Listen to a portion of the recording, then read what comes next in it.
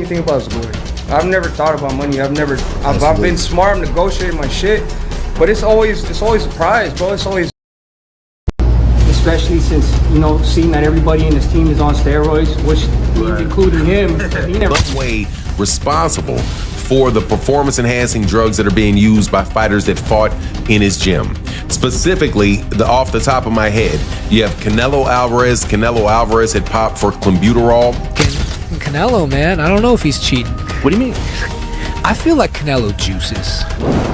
Top boxing insiders are calling out Canelo Alvarez, accusing him of juicing before his showdown with Terence Crawford, pointing to his rapid muscle gains and history of failed drug tests. David Benavidez has joined the firestorm, openly questioning why Canelo won't step in the ring with him if he's as sure of himself as he claims.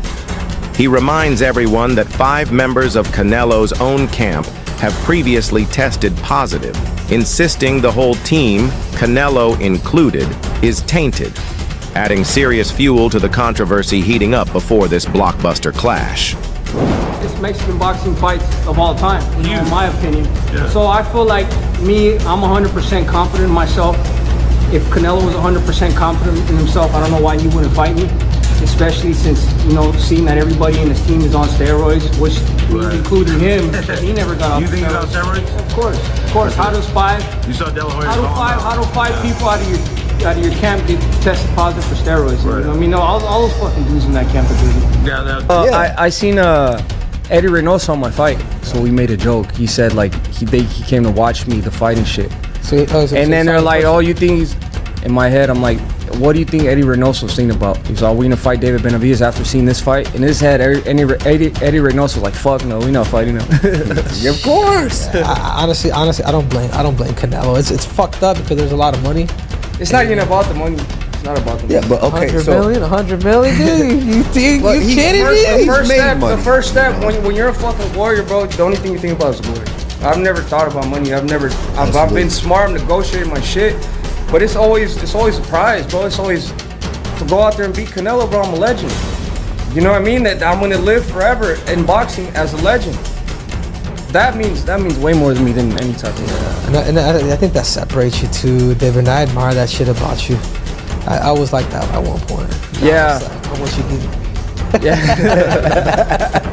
and not to just bypass him. Shout out to Morel as well. Yeah, shout out to be.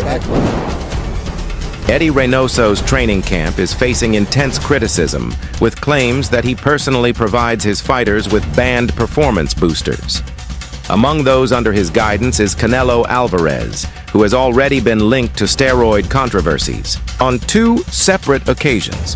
Observers note that multiple athletes from this same facility have returned positive drug tests, fueling doubts about the gym's practices. Now, as Canelo readies himself for his clash with Terence Crawford, speculation is growing over how he's managing to pack on muscle at such an astonishing speed. Serious accusations about his gym. And the accusations are that people, or at least the implications are, that he is the one that is providing performance-enhancing drugs or is in some way responsible for the performance-enhancing drugs that are being used by fighters that fought in his gym. Specifically, off the top of my head, you have Canelo Alvarez. Canelo Alvarez had popped for clenbuterol 2 times. For Fahim Satur, I'll say that he did it 2 times, even though I think it was for the same fight. But Canelo Alvarez popped dirty for clenbuterol 2 times. You have Luis Nery, who had tested positive, but I think Luis Nery tested positive before he was with Eddie Reynoso. Then you have Ryan Garcia, who popped dirty after he left Eddie Reynoso and went over to Derek James. And then you have Oscar Valdez. Oscar Valdez popped dirty while he was with Eddie Reynoso, but at the time he was still allowed to fight. You also clearly see that you have an issue with the fight that's coming up with Canelo Alvarez and Terence Crawford, in that you have one guy that tested positive, and you have another guy that looks like he's using in order to get up and continue to climb up weight classes. You know, at a certain point in time, and this is something that Rolly Romero has said, certain point in time your body just doesn't do that. At a certain point in time, your body just doesn't do it. I'm 6'2", 200, and should weigh about 210. Closer to 250, but I should weigh about 210. I'm not gonna get up. If I was 210 now at 50 years old, I'm not. If by 55 years old, I'm not. The only way I'm gonna get up to 260 of muscle is if I'm juicing. Many point out that packing on a huge amount of muscle naturally past the age of 30 is no easy feat. Yet today, Canelo's frame looks noticeably more massive than in previous years. That change has sparked even more whispers, especially given the long-standing controversy surrounding Reynoso's gym. Supporters and critics are now openly questioning whether this transformation is the result of pure hard work, or if unseen enhancements are once again tipping the scales in high-profile bouts. For a 30-year-old, right? You remember, your body grows. Men's body can grow in height and length up until you're to the extreme in your 20s. By the time you're 20, your height and all that stuff is there, right? Your height and your length. In your mid-20s, you know, by the time you're 29, your musculature is pretty much there. It gets harder to gain and put on muscle after 30. So Canelo Alvarez is about to fight a guy that is going to put on 20 pounds of muscle. Joe Rogan's recent take on Canelo Alvarez has ignited heated debates throughout the boxing community. Known for his deep insight into athletic performance and fight sports, Rogan noted how unusual it is for a fighter in their 30s to add size so quickly. He reminded listeners that once you hit that age, natural muscle development slows down dramatically. Yet Canelo appears to be breaking that rule entirely. To Rogan, this isn't just about raising eyebrows, it's grounded in physiology. In his view, gaining that much mass so fast without assistance isn't simply rare. It's virtually unattainable. And when someone with Rogan's influence and expertise voices such doubts, the world takes notice. Canelo, man, I don't know if he's cheating. What do you mean? I feel like Canelo juices. But I'm a Triple G fan, so I'm a say that ahead of time. I just like There's Triple a G. lot of money on the line, and if I could get away with it, I would do it as well. Some tainted beefs. I think, well, he definitely got busted once for something, but it could have been from tainted beef. We don't know. But it also could be that, you know, we should probably leave them alone and let them do whatever they want to do. Do you want to see Manny Pacquiao fight or not? Right? I want to see him juiced up, fighting at 45 years of age, coming in with a full six-pack, lighting people on fire. With the Canelo versus Crawford showdown approaching, speculation about potential steroid use is intensifying among both spectators and experts. Numerous voices claim they would feel no surprise if Canelo were found to rely on performance-enhancing drugs. Their logic is straightforward. He enjoys elite gyms, top-tier nutritionists, skilled physicians, and world-class recovery technology. When an athlete has boundless means and the drive to remain dominant, the lure of cutting corners becomes tangible. Detractors suggest that Canelo's surrounding circumstances provide ample chances to employ prohibited enhancements without facing instant repercussions, further fueling suspicion as the high-profile matchup nears. What up, everybody? It's your boy MC from MCTV.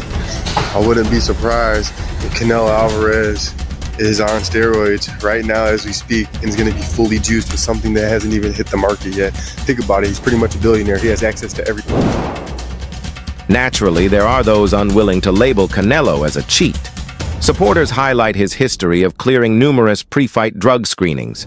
Some insist his stamina and punching strength stem from relentless preparation and an inherently powerful build. They believe damaging a boxer's name without undeniable evidence is unjust. Even so, doubt persists. In a profession where iconic athletes have faced exposure for doping, skepticism never entirely fades. And when an athlete's body undergoes noticeable change compared to the previous year, Conversations arise regardless of any justification offered. It's simply the nature of public perception in boxing. What we don't talk about is, we Canelo. Steroids. They don't talk about that. So we don't know. We really don't know all the fighters he beat. He could have been not clean in a lot of fights. Team Crawford hasn't openly thrown accusations, yet they're well aware of the circulating murmurs. Their attention remains locked on refining strategy, sharpening techniques, and maintaining peak condition. In front of cameras, they acknowledge Canelo's abilities, ring wisdom, and the threats he poses. Behind closed doors, they scrutinize his latest bouts, hunting for glimpses of exhaustion, subtle shifts in footwork, or exploitable habits. Whether Canelo has outside assistance or not, Crawford's crew aims to prepare for every scenario. They understand that in a clash of this magnitude, the outcome may hinge on the slightest tactical advantage. Canelo and Crawford are strictly and consistently doing random data testing in order to silence each other's fanbase and their critics ahead of their showdown this September. Now, despite this being a normal thing, the gravity of this fight brings in more attention to their test results, partly due to the fact that suspicion regarding both men have been up as of lately. Namely, Crawford's sudden bulk and jump to 168 and his close relationship with Snack and Victor Conti, and of course the recent PED scandals being associated with Team Canelo, as well as him once testing positive for clenbuterol 7 years ago due to contaminated meat. With that said, both men have been doing random testing since June and will undergo strict and consistent random tests up until they finally meet next month. Now, it's worth remembering that despite all the recent allegations for Canelo and Crawford, both fighters have been consistent. Canelo's camp dismisses enhancement chatter as nothing more than groundless gossip. They credit his victories to years of ring mastery, disciplined preparation, and refined technique, never to banned substances. They highlight his enduring career, adaptability against diverse styles, and proven dominance across several divisions. To them, suggesting Canelo relies on chemical boosts is absurd. Still, they understand that in the fight game, public opinion holds power. Once a negative storyline gains traction, it can grow beyond control, regardless of how far it strays from the actual truth. People with Canelo before Canelo's last fight, but then after Canelo's last fight, it seems like it's more 50-50 now. So everything is just the build-up for that fight is just going to be absolutely magnetizing. Like that fight, it's garnered so much more buzz after Canelo's last fight, and Bud is Bud. He's one of the greatest fighters in boxing history. He is one of the greatest fighters in boxing history. So it's going to be a fight. It's going to be awesome to watch. Have you sparred any of them? I haven't sparred Bud yet. I haven't been in Canelo's camp. I've met Canelo a few times. I love Canelo's team. Canelo's one of my favorite fighters. He's been my favorite fighter for the longest time. But I have to be Team Bud because me and Bud are cool, and I have so much belief in Bud, and I know who he is as a fighter. He is one of the greats. So he could do anything he wants. And being around both of them and seeing how they work and train and things like that, what makes both of them the fighters they are, in your opinion? I've watched Bud, so for Bud in particular, he's calm in everything he does, and that kind of calm is scary to watch because it shows experience. You can see that he's been doing this for decades. You can see it with his shadow boxing. You can see it.